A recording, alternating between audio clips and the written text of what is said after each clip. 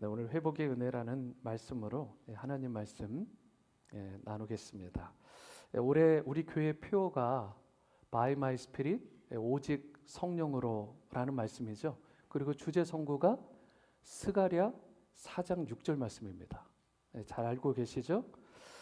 그래서 이 스가랴 4장 6절의 말씀이 포함된 이 스가랴를 우리가 좀 한번 보려고 하는데, 특별히 오늘은 1장 말씀으로 하나님의 말씀을 나누고자 합니다.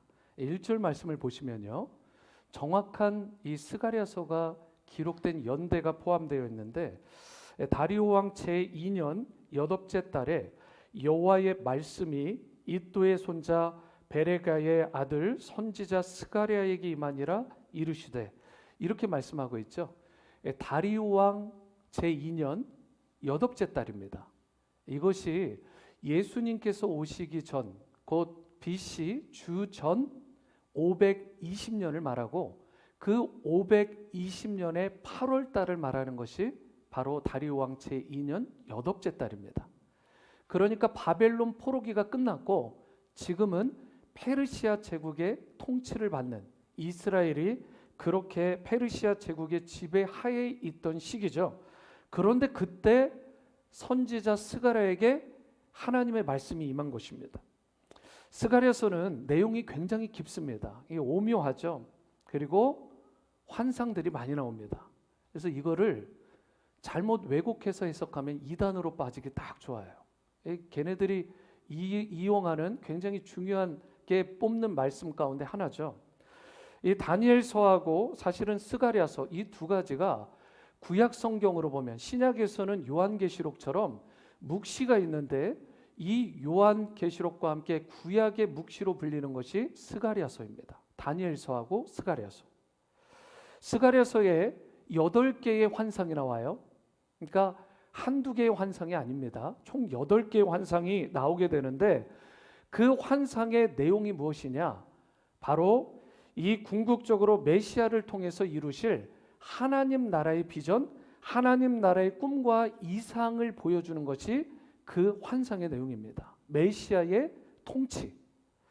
그러면서 4개의 메시지가 나오는데, 하나님 나라의 백성이 그렇다면 어떻게 살아야 될 것인가, 그러한 행함에 대해서, 삶의 지침에 대해서 기록된 내용이 또한 스가랴서에 포함이 되어 있어요. 그러면서 2번의 경고가 나옵니다. 그게 어떤 내용이냐? 왕이신 메시아께서 이 땅에 강림하시고 고난당하시고 그리고 최후 승리를 얻는다라는 그 말씀의 내용까지 포함한 것.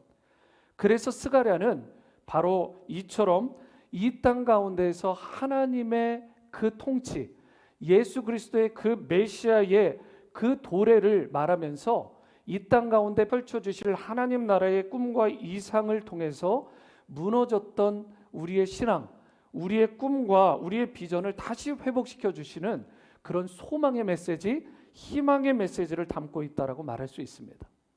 저는 비록 짧은 기간이긴 하지만 앞으로 우리가 이 스가랴서를 묵상하는 가운데 하나님의 약속, 그리고 그 언약의 비밀을 든든히 붙드는 그런 은혜의 시간이 될 수 있게 되기를 바라고요. 혹시라도 어두운 밤과 같은 시간을 우리가 지날 때마다, 그리고 이 시대가 그 어두운 밤과 같은 시대임에 틀림없는데, 이렇게 흔들리지 않고 바르게 앞을 향해서 나가는 그런 신실한 성도가 되는 일에 이 귀한 은혜의 말씀이 쓰임받게 되기를 축복합니다. 이 몇 년 전에요, 실제로 있었던 사건인데, 일본 북부 지역에 살고 있던 모리라고 하는 6살 된 아이가 있었습니다. 이 아이가 놀이터에서 소꿉장난을 하고 있어요. 흡장난을 하고 있었는데, 자기보다도 더 어린 작은 꼬마 하나가 그만 연못에 빠지는 걸 보게 된 것입니다. 거기서 허우적대는 모습을 봤는데, 이 6살밖에 안 된 아이가 어디서 그런 용기가 나왔는지 위험을 무릅쓰고 물에 뛰어드는 거예요. 그 연못에서 이 자기보다 더 어린 아이를 건져냅니다. 이 소식이 언론을 통해서 보도가 되게 되고, 수많은 언론들이 앞다퉈서 이 기사를 대서특필하게 돼요. 이 모리를 취재하려고, 인터뷰 한번 따내려고 막 줄을 서게 됩니다. 그러면서 동네 사람들이 인터뷰를 할 때 평소부터 의협심이 강한 아이였다고, 또 남다른 뭐 사랑할 줄 알고 양보할 줄 알고 희생할 줄 아는 아이였다고 막 그렇게 온갖 칭찬을 한 거예요. 이게 떡잎부터 다른 아이라고 여러 천사들이 막 나오는 거예요. 연일 신문과 일본 TV에서 뭐 인터뷰는 물론이고 뭐 그 부모님까지 유명 인사가 되고 온 동네까지도 유명한 지역이 되게 되었습니다. 거리를 지나가면 서로 악수를 청하려고 뭐 어른 아이 할 것 없이 뭐 아이들은 사인까지 받으려고 종이를 드밀고 그렇게 한참을 지나야 통과할 수 있을 정도로 동네에 그 시에 아주 유명인이 되었다고 합니다. 이런 삶을 살다가 몇 년의 세월이 지났어요. 어떻게 되었을까요? 열기가 식죠. 기억에서 점점점 사라지는 거예요. 그 인터뷰가 없어지고 그리고 나서 나중에 보니까 거리에서 지나가도 알아보는 사람이 없어요. 나 몰이라고 나 그 사람이라고 얘기하는데도 사람들이 별로 그렇게 기억해 주지 않아요. 사람들의 관심 받게 된 거죠. 이렇게 되니까 몰이의 마음 가운데 약간 허탈한 느낌? 좀 허망한 생각이 드는 거예요. 그러면서 이런 생각이 갑자기 쑥 하고 들어왔다고 합니다. 다시 한번 유명해질 수 있는 방법이 없을까? 한번 인기를 맛보니까 이게 굉장히 짜릿했나 봐요. 이게 몰이가 그렇게 고민하다가 다시 예전에 연못가로 갑니다. 마침 보니까 연못가에서 흙장난을 하던 그런 어린아이가 있는 거예요. 이제는 유스가 된 아이인데 얘가 몰이가 이 어린아이를 봤는데 마음 가운데 검은 생각이 들어간 거예요. 그 아이를 밀어버립니다. 그리고 연못에 빠지게 돼요. 허우적대는 이 아이를 보고 예전처럼 내가 구해줘야지 하고 뛰어들죠. 그런데 어떻게 된 일인지 연못이 옛날하고는 다르게 깊어져 버렸어요. 아이를 구하지 못합니다. 물에 빠진 그 꼬마가 그만 죽고 말게 돼요. 그 다음날 아침 뉴스에 다시 몰이의 이름이 떴습니다. 그런데 이번에는 칭찬의 대상이 아니에요. 범죄자의 이름으로 이 몰이의 이름이 뜨게 된 것입니다. 몰이라는 이름은 동일한 이름이었는데 그전에는 선한 동기로 다른 사람의 생명을 구하는 그런 의협심이 강한 영웅과 같은 빛나는 이름으로 소개가 되었었지만 이제는 전혀 다른 악한 동기로 나쁜 동기로 사람을 오히려 죽이는 역할을 한 인물로 그의 이름이 뜨게 된 것입니다. 수치스러운 이름이 된 거죠. 여러분, 우리가 자신의 존재 가치를 인정받고요.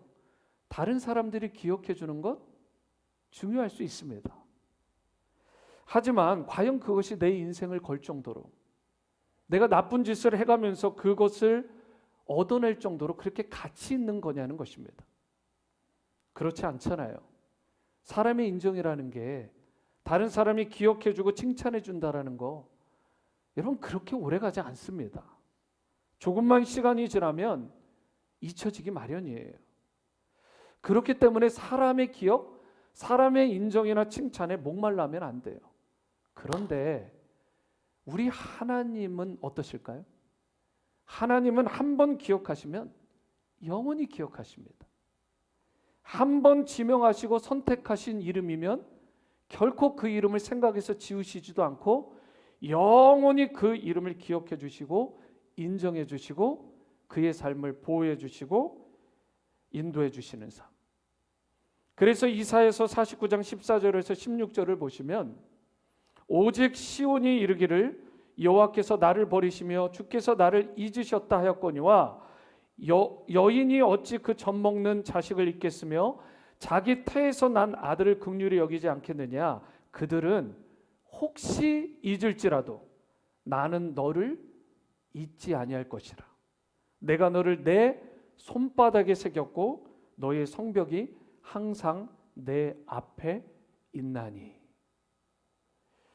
혹시라도 그런 엄마는 거의 없지만 혹시라도 자식을 나 몰라라 하고 내팽개치는 어미가 간혹 있을지 모른다는 거예요. 하지만 우리 하나님께서는 결코 여러분과 저를 나를 잊지 않으신다. 나를 버리시지도 않고 나를 잊지도 아니하시고 영원토록 기억해 주신다라고 성경은 분명하게 말씀합니다. 그래서 하나님께서 여러분과 저를 그분의 손바닥에 새겼다라고 말씀하고 있어요. 영원히 기억해 주시겠다. 영원히 책임져 주시고 영원히 그의 삶을 인도해 주시겠다라는 그러한 약속의 하나님의 메시지인 것입니다. 손바닥에 새겨진 이름. 이런 이 의미에서요. 여러분 사람들이 기억해 주는 거 별로 그렇게 중요하지 않습니다. 하나님이 기억해 주시면 돼요. 하나님이 인정해 주시고 나를 기억해 주시고 여러분 그러면 다시 일어날 힘과 지혜와 능력과 기회를 얻을 수 있게 되는 것입니다. 여러분 회복의 축복은 하나님이 베풀어 주시는 거예요. 이와 같이 이 시대를 살아가는 우리가 하나님 안에서 다시 일어서고 회복되어서 주님의 나라를 위해서 주님의 기쁨과 영광을 위해서 우리가 계속해서 기쁨으로 살아가야 되는데 어떻게 할 때 우리가 주님이 기억해 주시고 그리고 회복시켜 주시는 그 은혜를 누리는 인생으로 날마다 살아갈 수 있을까? 오늘 본문을 통해 이 부분에 대해서 함께 묵상해 보도록 하겠습니다. 첫 번째로 우리가 회복의 은혜를 누리며 살아가려면 하나님께로 돌이켜야 합니다. 하나님께로 돌이켜야 돼요. 3절 말씀을 보시겠습니다.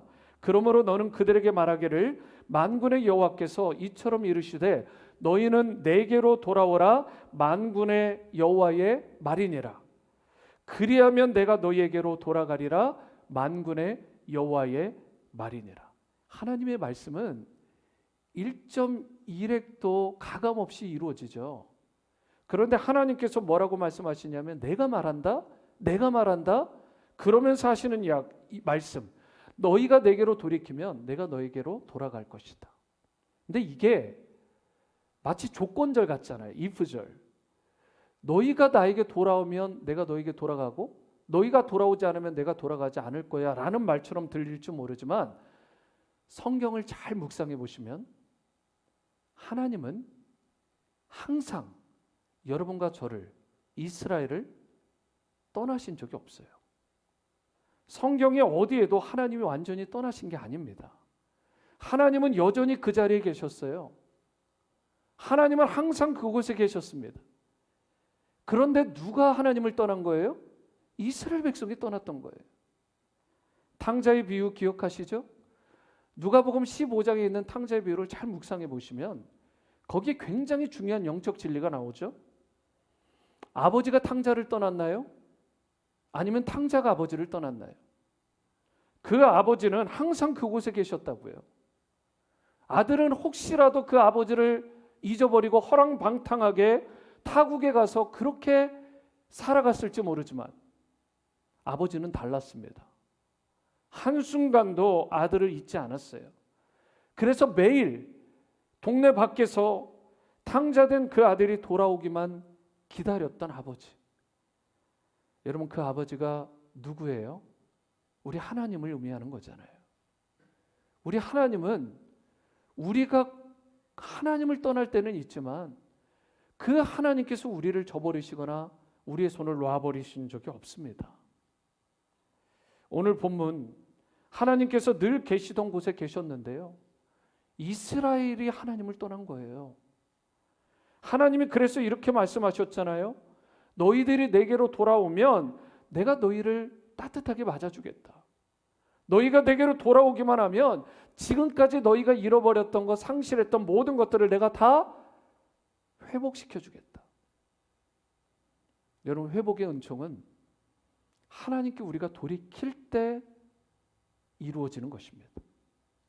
마치 탕자가 아버지께로 돌이켰을 때 탕자가 아버지의 아들로서의 그 권리와 권세를 되찾고 아버지가 소유했던 모든 것들을 누리며 행복하게 살아가는 인생이 되었던 것처럼 여러분과 제가 지금이라도 하나님께로 돌이키기만 하면 그 하나님이 따뜻하게 여러분과 저를 그분의 자녀로서 맞아주시고 자녀로서의 권리와 그 권세와 존엄성을 회복시켜 주시고 그리고 마음의 기쁨과 평강과 진정한 행복도 회복시켜 주시고 새로운 인생이 될 수 있도록 저와 여러분들을 세워주시는 그 회복의 은총을 누리게 될 줄 믿습니다. 저는 여러분과 제가 하나님 앞에 온전히 돌이킴으로 이러한 회복의 은총을 누리는 그러한 특별한 축복된 인생들로 살아가시게 되기를 주님의 이름으로 축원합니다. 두 번째로 우리가 나가기 전에 제가 예화를 하나 드려야 되겠네요. 서울에 여러분 주내힘교회라는 교회가 있습니다. 주내힘교회. 거기에 김남국 목사님이요. 이 목사님이 유명한 건 좀 찬양을 좀 아시는 분들 마커스 워십이라는 게 있죠. 마커스 모교 집회가 굉장히 유명한 집회인데 이 마커스 팀의 사실은 이 지도를 맡고 있는 목사님이시면서 그 집회 때 메시지를 전하는 목사님이십니다. 그래서 굉장히 유명세를 타신 소위 분이죠. 근데 이분이 책도 여러 권 내셨어요. 그 중에 앞서 보낸 자 요셉이라는 책을 쓰셨는데요. 그 책에 자신의 인생 전기가 실려 있습니다. 어떤 스토리냐면 20대 청년기를 이분이 끔찍하게 보냈다고 그래요. 20대면 가장 왕성하게 또 빛을 보는 그런 삶이 돼야 되는데 20대가 너무 어두웠대요. 이분의 표현에 따르면 인생의 7할쯤은 빛을 보지 못하는 지하방에서 살았다고 합니다. 그러니까 햇빛이 들어오지 않는 그렇게 지하방에서 계속 살았던 거죠. 거기를 나오지를 못한 거예요.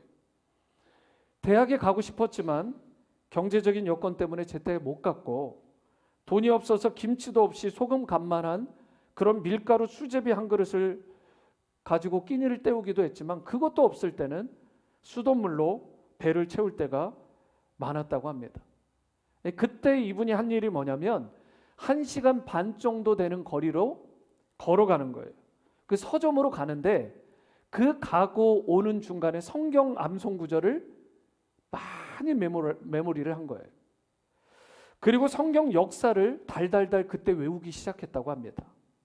그리고 서점에 가서는 목사님들이 주로 보시는 그 주석, 커멘터리를 계속해서 읽고 연구하고 성경에 옮기는 걸 신학교에 가기도 전에 이 일을 한 거예요. 신학교에 가고자 했지만 경제적인 여건 때문에 못 가다가 30세가 되어서야 신학교에 들어가셨습니다. 굉장히 늦은 나이죠, 신학생으로는. 그런데 가만 보니까 자기만큼 성경을 많이 읽은 신학생이 없는 거예요. 주석서는요, 말할 것도 없죠. 자기를 보니까 이 사람들에 비해서 주석서를 많이 보고 신학교에 와가지고 처음 시작을 하게 되는데 너무나 이 수업들이 잘 이해가 되고 신학 공부가 너무 재미있게 자기에게 다가왔다고 그래요. 1시간 반을 걸어가서 허기진 배를 수돗물로 채우고 책을 읽다가 보면 이런 생각이 들었대요. 나는 왜 이렇게 살아야 되나? 내 인생에 도대체 소망의 빛이 언제쯤 들까? 그렇게 원망이 들곤 했는데 자기가 불평을 안 하고 싶으니까 입을 꼭 다물고 머릿속으로 계속 성경을 암송했다고 그래요. 하나님의 말씀을. 무식한 게 싫어서 대학도 못 갔다, 뭐 학교도 제대로 못 갔다 이런 이야기를 듣기 싫어서 성경 말씀을 많이 읽었다고 그래요. 그야말로 여러분 기가 막히게 자신을 훈련시켰다. 하나님의 계획은 하나도 오차가 없다. 그런 것들이 자기에게 깨달음이 온 순간 이제 나중에 신학교에 딱 가가지고 목사가 되는 과정을 겪으면서 이게 가슴에 확 와닿은 거예요. 확 와닿은 거예요. 하나님께서 나를 위해 이렇게 플랜을 하셨구나. 여러분 우리도 가끔 하나님께서 왜 나한테 이렇게 시련을 주시는지, 내 인생 가운데 왜 이런 상황으로 내몰리는지, 내 인생의 햇빛은 도대체 언제 드는 건지 도대체가 알 수 없는 그런 순간이 있을 때가 있죠. 마치 요즘에 요셉의 스토리, 던전이라고 불려지는 지하 감옥에 깊이 들어가가지고 마지막 순간까지 끔찍하게 있었던 30살 때까지 대대로 종살이를 벗어나지 못하고 햇빛도 제대로 못 보는 감옥까지 갇히는 그런 신세. 여러분 그런 요셉과 같이 우리 인생 가운데 정말 이해가 안 되는 상황이 있죠. 그런데 분명한 것은 하나님께서 그런 기가 막힌 상황에서도 여전히 여러분과 저와 함께 하시고 여러분과 저를 만들어 가시고 여러분과 저를 통해 그분의 뜻과 계획을, 그 섭리를 이루어 가신다라는 것입니다. 그렇기 때문에 내가 혹 망가진 것 같고 부셔진 것 같고 그런 인생이라는 생각이 문득 들 때 우리가 그때일수록 더더욱 하나님께 가까이 돌이키는 그런 인생이 되어야 되는 것입니다. 왜냐하면 하나님만이 망가지고 부서진 우리 인생을 회복시켜 주실 수 있는 회복의 하나님이시기 때문에 그렇습니다. 하나님께 돌이키면 하나님께서 여러분과 저를 도와주시고 또 다시 새롭게 만들어주시고 회복의 은총을 주셔서 다시 앞을 향해 나아가는 축복된 성도로, 청년으로 세워주시는 것입니다. 그러므로 다시 회복되는 인생이 되기 위해서 하나님께로 돌이키는 여러분 되시고 이제 여러분들을 통해서 다른 사람이 또한 회복되는 그런 축복의 통로로 쓰임받게 되기를 주님의 이름으로 축원합니다. 두 번째로 우리가 회복의 은총을 누리려면 옛 생활을 버리고 새 삶을 살아야 된다는 것이죠. 4절 말씀을 보시겠습니다. 너희 조상들을 본받지 말라. 옛적 선지자들이 그들에게 외쳐 이르되 만군의 여호와께서 이같이 말씀하시기를 너희가 악한 행위를 떠나서 돌아오라 하셨다 하나 그들이 듣지 아니하고 내게 귀를 기울이지 아니하였느니라. 여호와의 말이니라. 4절에서 너희 조상들을 본받지 말라라고 이야기를 합니다. 보통은 조상들을 본받으라고 하잖아요. 그 과거에서 배우라 그러잖아요. 그런데 조상들의 나쁜 것에서 너희들 배울 게 있긴 있는데 그들을 본받지 말아라. 오히려 거기서 좋은 레슨은 잣되 그들의 행위를 따라가지 말아라고 이야기를 합니다. 조상들이 행했던 것이 무엇인데요? 하나님 앞에 불순종했어요. 하나님을 몰라라 했고 하나님의 길을 따르지 않았습니다. 악한 길로 행했어요. 구약시대 때 하나님께서 그렇기 때문에 수많은 선지자들을 보내셨어요. 악한 길에서 떠나라. 악한 행위를 버려라. 하나님께서 수도 없이 말씀을 했는데 그들이 뭐라고 했어요? 듣지 않았다라고 기록하고 있습니다. 사실 이것이 이스라엘이 멸망한 이유 아니에요? 한 가정이, 한 민족이, 한 개인의 삶이 여러분 멸망하는 이유는 결국 하나님을 떠나면 그래요. 하나님에게서 불순종하면 결국은 이런 심판을 받을 수밖에 없는 것입니다. 그래서 하나님께서 포로기 이후 이스라엘 백성들에게 그러한 이제 메시지를 주시는데 옛 생활을 버리라는 거예요. 그리고 새로운 삶을 살아야 된다라고 하나님께서 강력하게 말씀하고 계시는 것입니다. 우리 삶도 마찬가지예요. 새로운 회복의 은총을 누리려면 옛 생활을 먼저 청산해야 되는 것입니다. 버려야 되는 거예요. 만일 옛 생활을 그대로 둔 채로 새로운 삶을 살아가게 되면 새로운 은혜를 누릴 수도 없을 뿐더러 우리가 새로운 인생으로 앞을 향해 한 발자국도 나아갈 수 없게 되는 것입니다. 그래서 사도 바울이 골로새서 3장 7절에서 10절에 이렇게 말씀합니다. 다 함께 읽어봐요. 시작.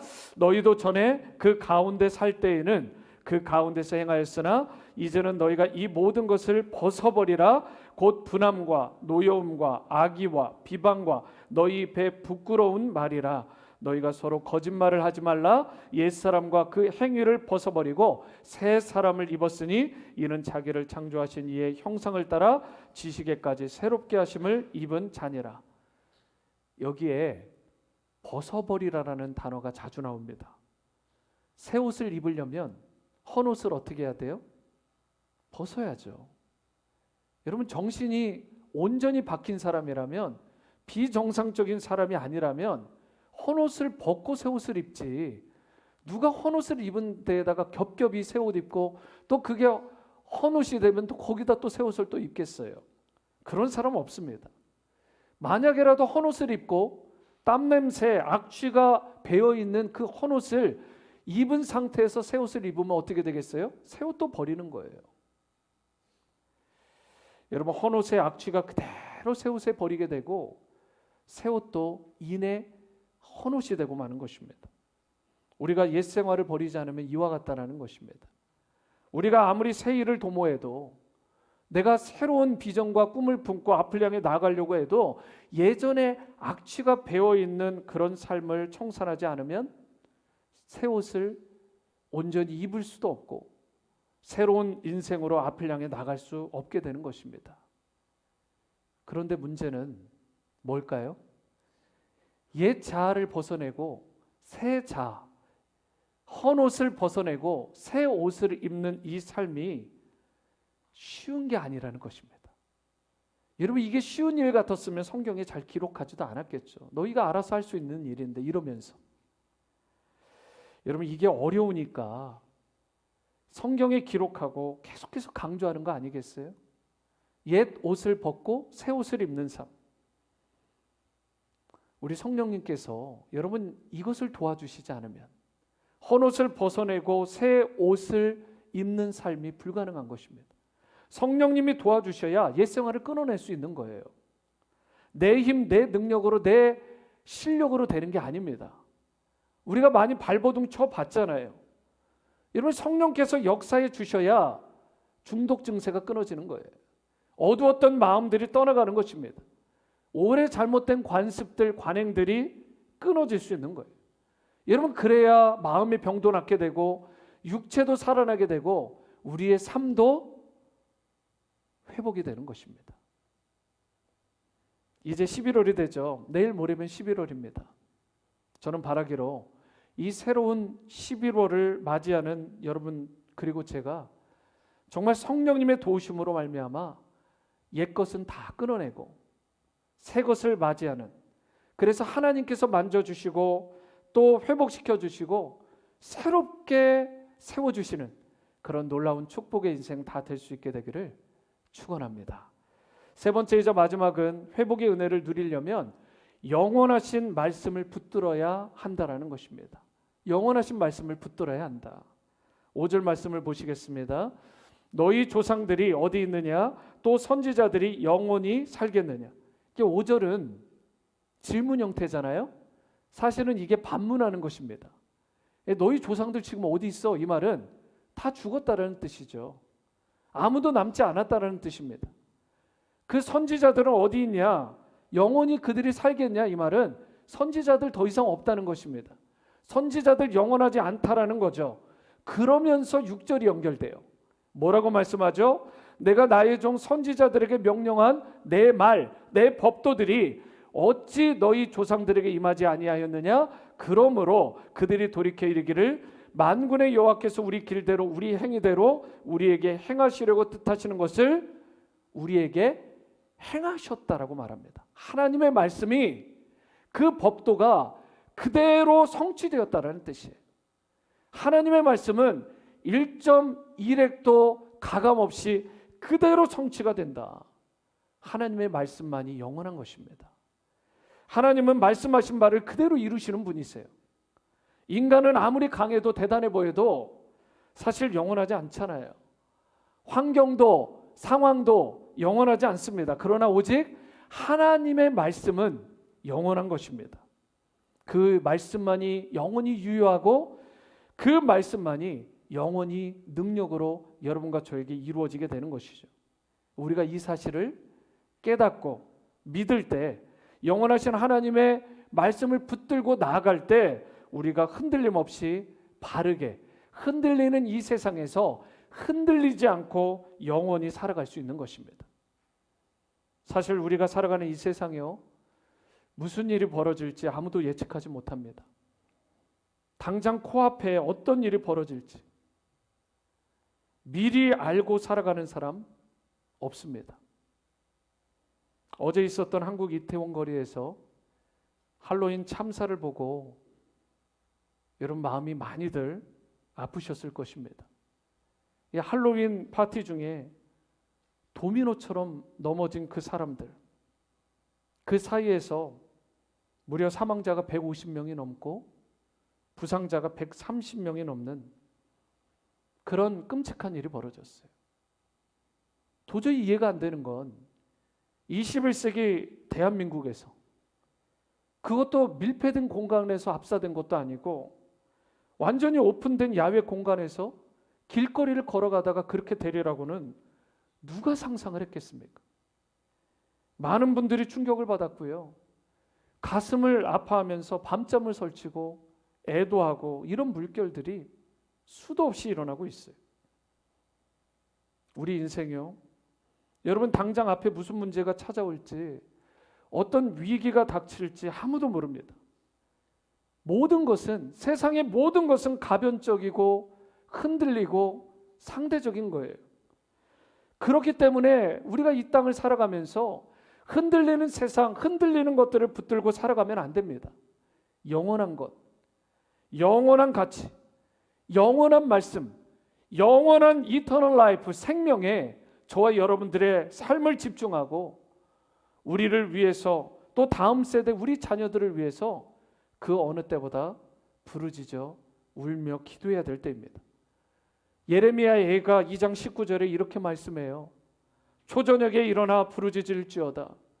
내 마음을 주의 얼굴 앞에 물 쏟듯 할지어다. 갓길 어귀에서 주려 기진한 내 어린 자녀들의 생명을 위하여 주를 향하여 손을 들지어다 하였도다. 어린 자녀들이요. 그리고 우리 많은 성도님들 가운데 자기 자녀뻘, 손주뻘 되는 그 젊은이들이요. 주로 20대, 30대, 거기다 10대까지. 여러분, 그 젊은이들의 생명, 지금 부상 가운데 있는 그들, 여러분 그들을 위해 우리가 손을 들고 기도해야 될 때입니다. 그들의 육체의 생명을 위해서도 이와 같이 기도해야 되겠지만, 또한 동시에 영원한 생명, 이터널 라이프, 영혼의 생명을 위해서도 우리가 더욱 기도해야 될 때입니다. 많은 젊은이들이 압사되어 고통 가운데 있을 때 서로를 돕고 구하기 위해서 많은 애를 썼어요. 너무나 감동이 되더라고요. 호흡이 멎어서, 그리고 또 힘들어하는 그들을 살리기 위해서 너나 할 것 없이 그들을 부축해서 이송하고 심폐소생을 하는 일에 모두가 최선을 다했어요. 그런데 그런 와중에도 안타까운 것은, 눈살을 찌푸리는 것은, 사람들이 그렇게 죽어가는 현장에서 구급차, 소방차가 바삐 움직이고 여기저기 신음하고 울먹이는 그 죽음의 고통의 현장 가운데서 일부 몰지각한 젊은이들이 여전히 환호성을 지르고 춤추고 할로윈 파티를 즐겼어요. 어떤 그런 바에서는 밖에다가 네온 사인을 걸어놨는데 압사, 이제는 신나게 춤출 때, 이런 식으로 네이밍을 해놔버린 거예요. 미치지 않고서야, 여러분 정말 보통 악한 마음이 들어가지 않고서야 어떻게 그 압사되는 상황을 보고서 그렇게 낄낄대며 여러분 인증샷을 찍으면서 희덕거릴 수가 있습니까? 여러분 거기다가 또 안타까운 건, 저도 이번에 알았어요. 할로윈 파티에 이렇게 젊은이들이 열광하는구나. 할로윈은 이렇게 열광하고 셀러브레이션 하는데 성탄절이 되면 캐롤이 없어졌대요, 한국에. 여러분 그냥 향락적이고 퇴폐적인 일에 성탄을 쓰기는 하지만 그것을 진짜 기념하며 그렇게 셀러브레이션 하지 않는 이 세대의 젊은이들과 다음 세대 자녀들, 기존 사람들. 사랑하는 성도 여러분, 우리 조국 대한민국에 그 어느 때보다 회복의 은혜가 필요합니다. 그리고 우리가 몸담고 있는 이곳 미국도 예외가 아닙니다. 예레미야 예가의 말씀처럼 우리의 마음, 우리의 심정을 주님 앞에 물 쏟듯 하며 기도해야 합니다. 나부터 회개해야 되고요. 가정의 회복을 위해, 공동체 회복을 위해, 나라와 민족을 위해 주님의 은혜와 긍휼을 구하며 기도해야 합니다. 사실 우리 지난 2년 반 이상을 코로나라고 하는 엄청난 지진, 엄청난 쓰나미와 같은 파도를 우리가 만났잖아요. 그것이 남기고 간 상처와 자국들이 지금도 상처로, 흔적으로 남아 있습니다. 그런데 여러분, 힘들다고, 어렵다고 움츠리며 피해 있어서는 안 되는 거잖아요. 주님의 은혜를 구하며 기도해야 됩니다. 믿음으로 이제는 앞을 향해 계속해서 나가야 돼요. 회복해야 됩니다. 주님과 함께 성령 안에서. 그래야 우리 가정도 살아나고 우리의 자녀들도 살아나고 새로운 회복과 부흥이 우리 가운데, 우리 공동체 가운데 임하게 되는 것이죠. 우리 하나님은요, 참 좋으신 하나님이십니다. 온 세상이 나를 버려도 여러분과 저를 끝까지 기억하시고 포기하지 않으시고 사랑으로 안아주신 하나님이십니다. 이 참 좋으신 하나님께서 여러분과 저를, 우리나라와 민족을 회복의 자리로 초대하고 계세요. 그 초대에 응함으로 진정한 회복의 은총을 누리시고 일평생 주님을 향한 사랑을 여러분과 제가 예배드리는 바로 이곳 성소에서도, 그리고 밖에 나가 거리에서도, 광야와 같은 삶 가운데서도, 심지어 인생의 깊은 요셉이 경험했던 수렁과 같은 그 골짜기에서도 저와 여러분들 우리의 사랑을 주님 앞에 고백할 수 있게 되기를 바라고, 어제보다 오늘 더 밤이나 낮이나 주님을 내가 사랑한다고, 주님을 더 높이고 찬미하는 인생이 되겠다라고 그렇게 살아가는 여러분과 제가 될 수 있게 되기를 바랍니다. 그리하여 여러분과 저도 우리 가정과 자녀와 공동체도 회복이 되지만 우리를 통해, 나를 통해 세상의 영혼들이, 수많은 사람들이 회복되고 주님 앞에 돌아오는 놀라운 역사가 있게 되기를 주님의 이름으로 축원합니다. 우리 자리에서 일어나셔서 오늘 새로운